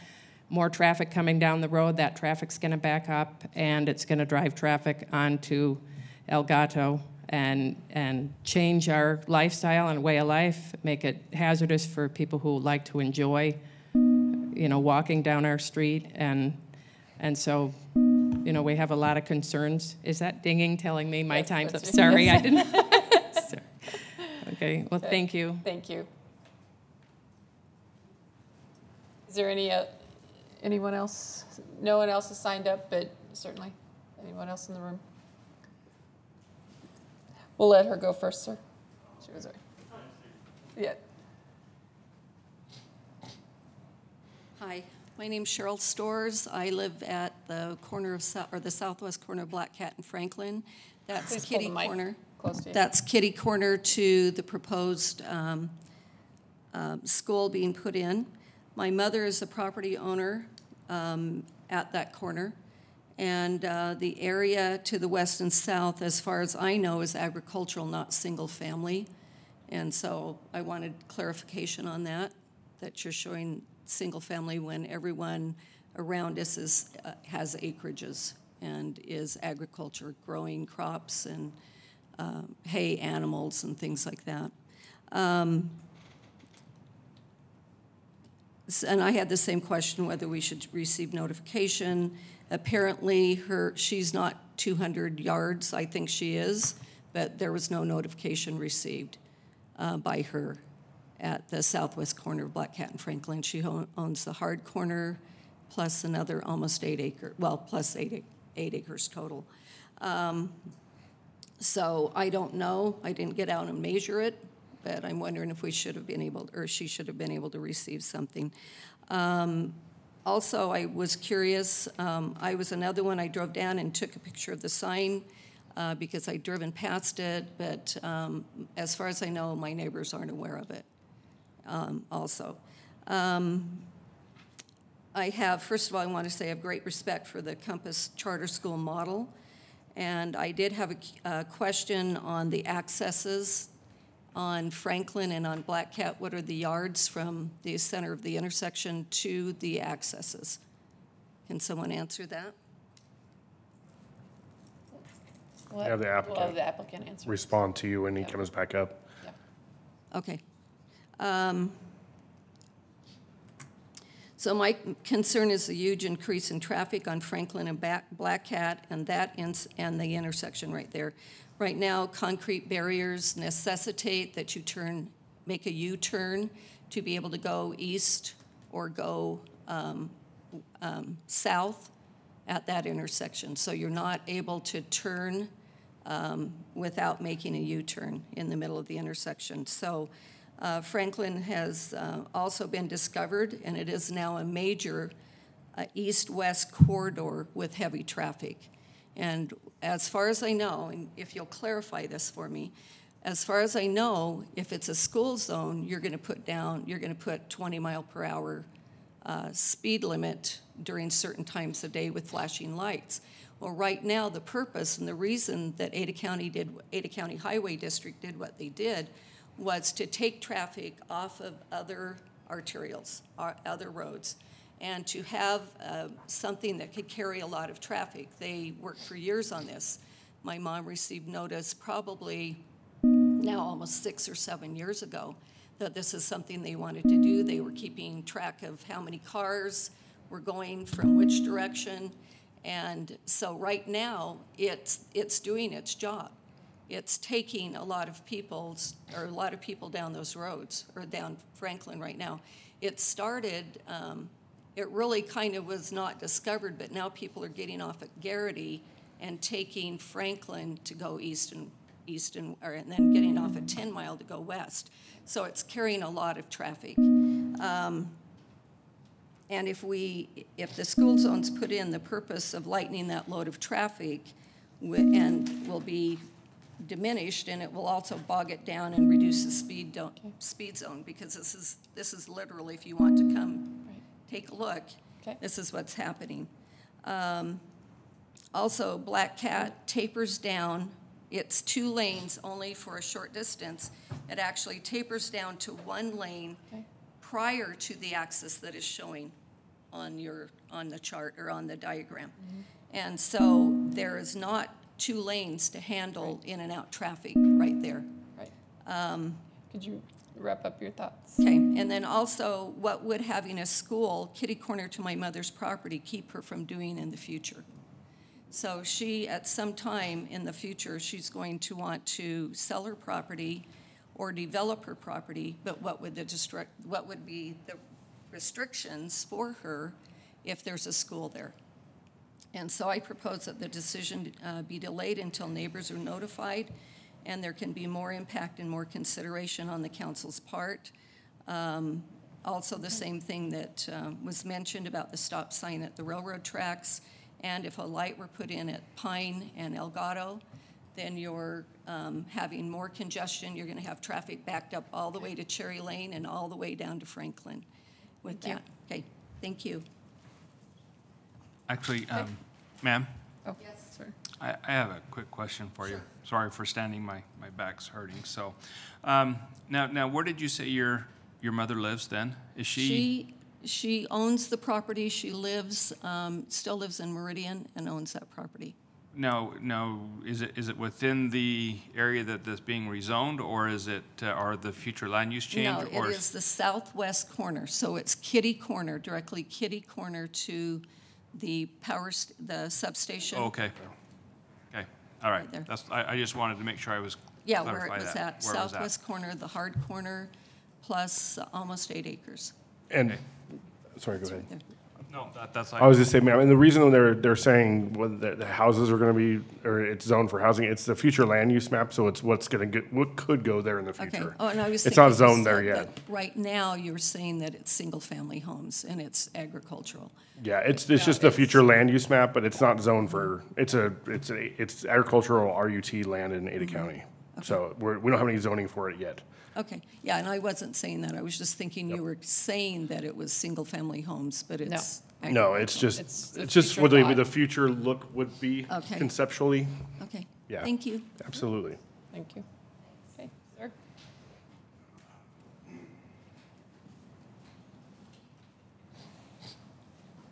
I'm Steve Janshak. I live at 4540 West Franklin Road. And, everything sounds great, except I can point out problems that they're going to have and you guys are going to have, which you already heard about, especially that up there at Black Cat and the railroad crossings. And in and out on the buses on Franklin Road. That's good in the morning, but it's bad in the afternoon. In and out for car traffic is bad in the morning and bad in the afternoons to get in and out of Black Cat. My main concern is, like the first question was why nobody was notified. Just a certain amount of people were notified about this charter school going in. That's my first problem. The second problem is what are they planning on doing about the irrigation system? Because I'm on that irrigation system, and what it looks like to me, they're going to block off that 7.5 or 10, I think 7.5 acres or 9.5 acres where the soccer field's supposed to go. It's supposed to bring Purdom Ditch all the way down to the corner and bring it back over. How are they going to get water from our irrigation system to the log cabin people, that little 5-acre plot there? I mean, I don't understand any of this stuff here. Yeah, I'm sure they would have to work with the irrigation district. We'll let the applicant respond to that, but usually they'll pipe it up somehow, and because they won't interfere with your water rights. All right, and when this comes into effect, do you guys got any plans on changing the landscaping of the Franklin Road? That would be ACHD's question. Or as it develops. As it develops, it'll slowly, as it develops, we have requirements for landscape buffers and landscaping strips along the frontage road, but it's as the property is developed is the changes will be made. That's about all I got there. So. All right, thank you. Thank you, sir. Yeah. Anyone else in the room wishing to testify? Okay. Would the applicant like to come forward again?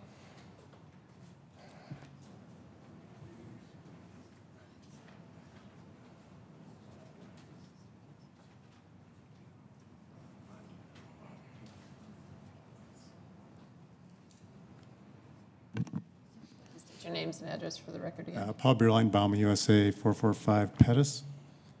I guess regarding we were required to do a 300-foot radius for notification, so I'm pretty sure that's what we did. We're kind of relying a little bit. We're working with Josh on that, and I don't know if. Happy to answer questions if you have them. So. Okay. So I think we've done that. The school conducted a neighborhood meeting to everybody that was on that list within 300 feet, had very good response. Talked with all the neighbors that are adjacent to our site or where we're purchasing property in the vicinity of, and have had a lot of positive feedback from them. So we've been trying to do as much as we could to reach out to the neighbors. We haven't gone really past the 300-foot radius, though. We also have been working very hard with ACHD to make sure all the traffic concerns are met, and we'll continue to do that. We've been working with Josh and ACHD on that subject. Black Cat, we do have to widen that. We recognize that, and there's rules that we have to follow. So we'll do what ACHD says that we have to do to make sure that everybody is safe and that the road is wide enough to accommodate the traffic. We've had a traffic study done. The traffic study, again, requires us to do this and that, so we're trying to play by the rules of what the traffic study says, ACHD says, and make sure that the project works. We don't want to create any kind of issue at the intersection. And could you address that gentleman's concern with the irrigation? What are the plans for the ditch that are back there on that soccer field? Yeah, we've been working with Nampa Drainage for some time, as well as, you know, ACHD, as Paul mentioned. And yeah, I mean, keeping, throughout this site, there's a lot of piping and channels to keep the irrigation, the ditches intact. I mean, they're gonna convey through our property. Matter of fact, we have to keep some of the ones that serve our property for the landscape irrigation and so on. So that's all inside the plan, is to maintain the irrigation rights for all. Right. Okay. And I think there was another question about the driveways, and I believe the distance of the driveways from the center line, the one on Franklin, I believe is like 450 feet or so to the east, and then the one off of Blackhead is about 1,100 feet, I think, up to the north, if I recall. Madam Chair. Commissioner Earsley. Are you anticipating a school zone on Franklin or Black Cat to be required? We're not sure of that yet as we work through with ACHD. They are actually more right now of the physical improvements that need to happen out there. I believe we will have to do some sort of signage work out there, but I'm not sure. We'll continue to work with ACHD, obviously, for our final approvals, and we'll meet the requirements that they have for us. Okay.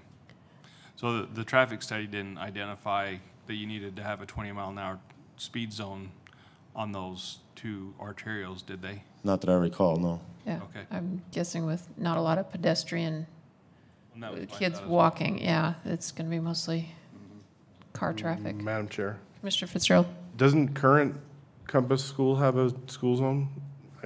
It's on Cherry Lane, right? I'm pretty sure it does. I believe they do, yes. Okay. Madam Chair. Commissioner Holland.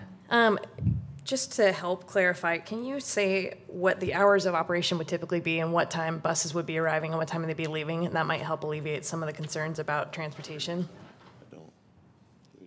Yeah, so we're going off of memory here, and the school might be able to answer that. They're here, but would you like them to answer that? Sure. Okay.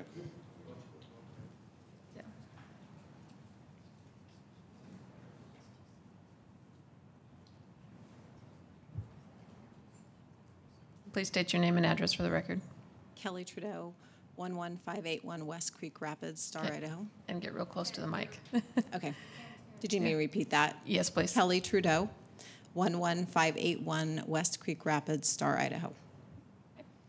Our phase one is 6th grade through 12th grade, and school begins at 7:40. Students can arrive at 7:20, and that's the same time the buses may arrive. They won't all arrive at that time, but they can start arriving at that time, and then school is out at 2:30. Thank you.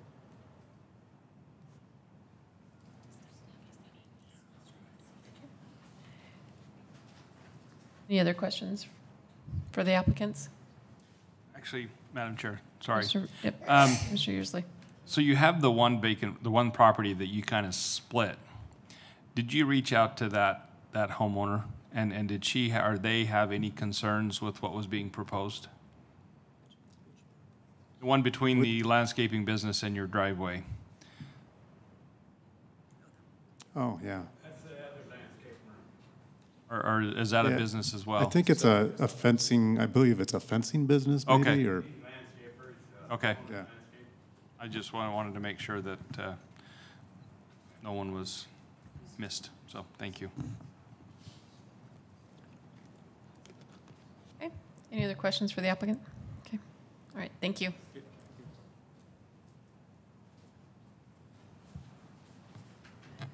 Okay, so at this time, can I get a motion to close the public, or any other questions for staff that we're thinking of?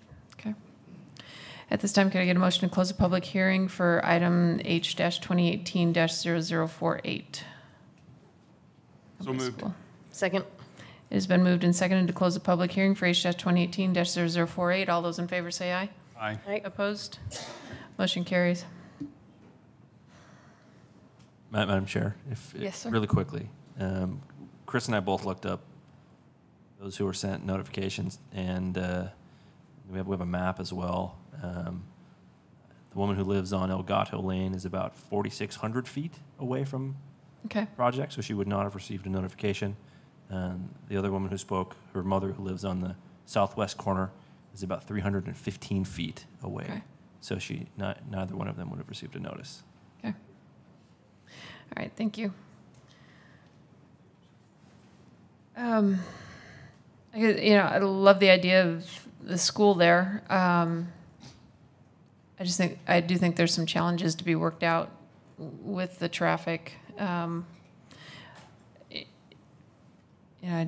don't want to see it turn into the Franklin and Cole where it's so dangerous to have the school there that it can't be there anymore. So I just think there's something to, I know this is farther off the road obviously than that, but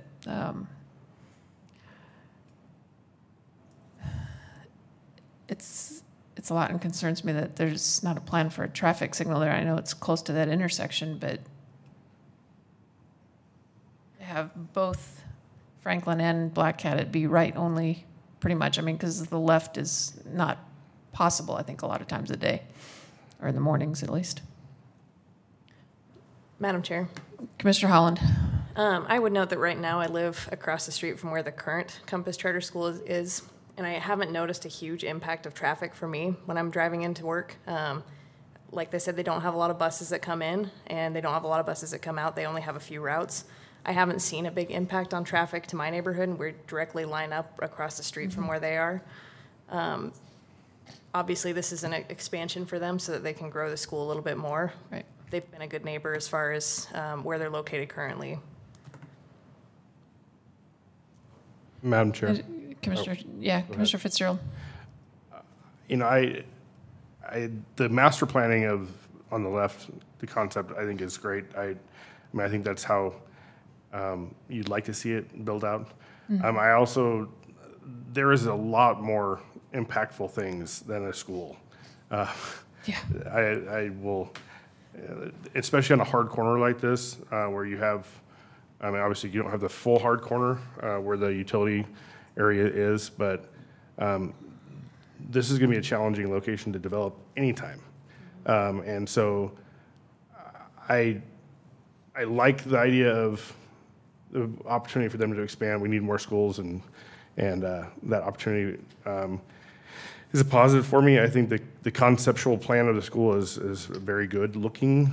The track being back in the outdoor recreation area in the back is also great expansion. Obviously, that will come back for us to look at. I don't think you can put a light there with a stop sign next to the trailer track. So that's an ACHD issue that we're always going to face. And so I tend to think that this is a positive expansion and something that can help our community.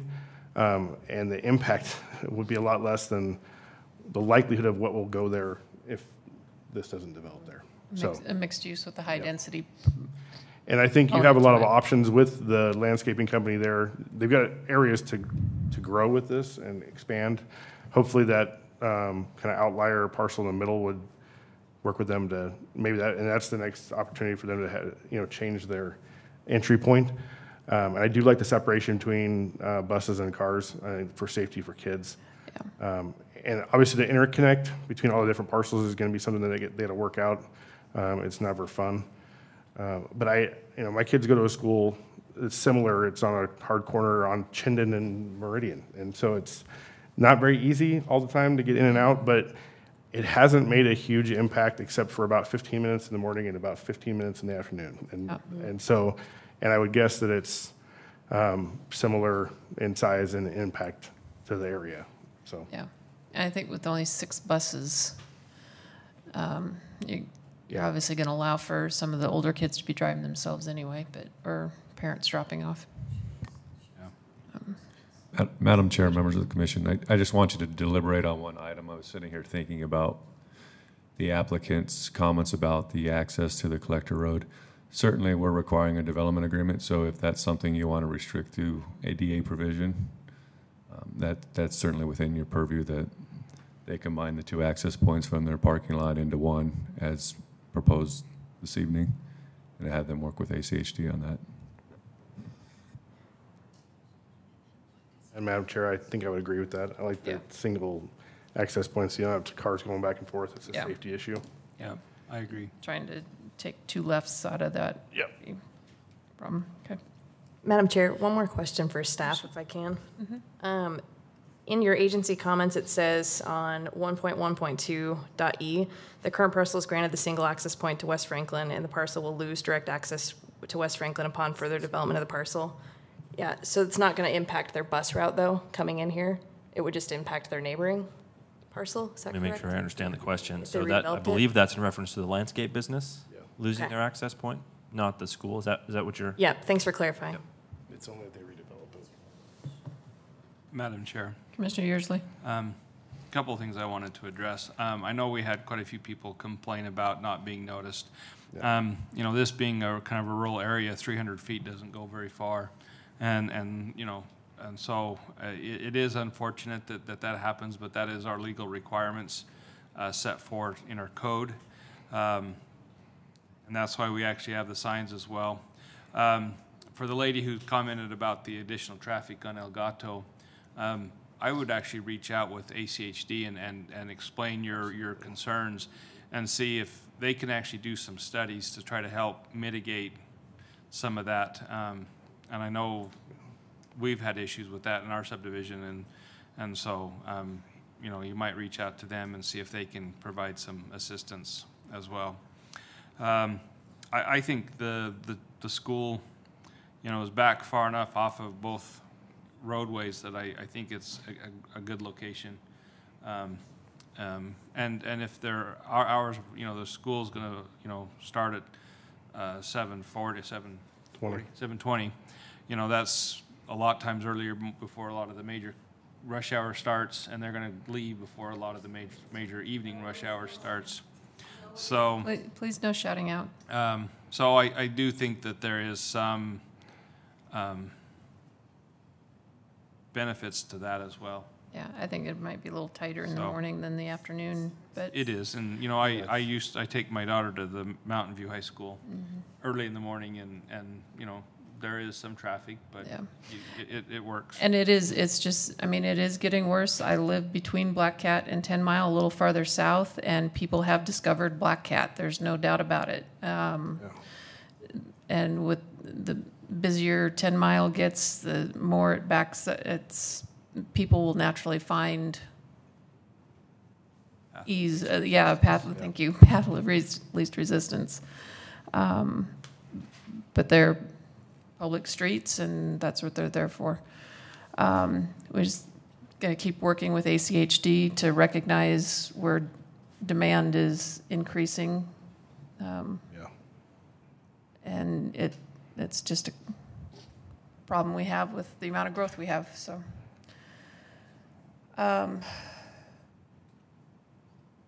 Any other comments? Are we ready? Would somebody like to make a motion?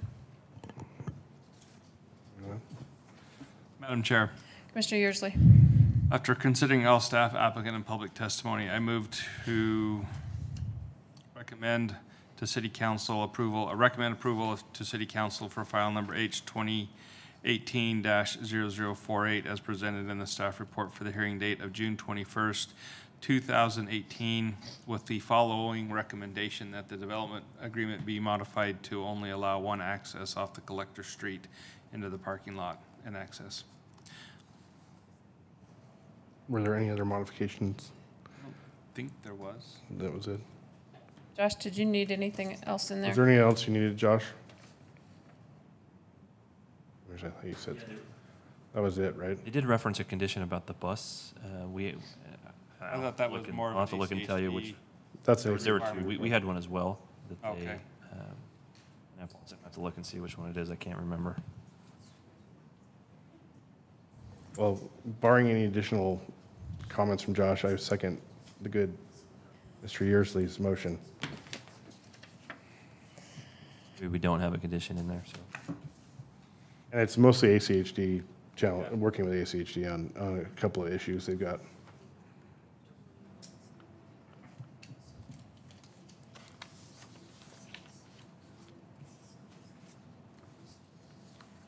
Thank he's good. Okay. It has been moved and seconded to recommend approval on item H-2018. Now, see, I put my stuff away. Great. Dash 0048. With modifications, all those in favor say aye. Aye. Aye. Opposed? Motion carries. Who'd like to do the honors? I don't think we have any additional. Madam Chair. Commissioner Holland. I would like That to was make quick. a motion that we adjourn the meeting up for June 21st, 2018. It has been moved and seconded to adjourn the meeting. All those in favor say aye. Aye. Aye. Opposed? Motion carries.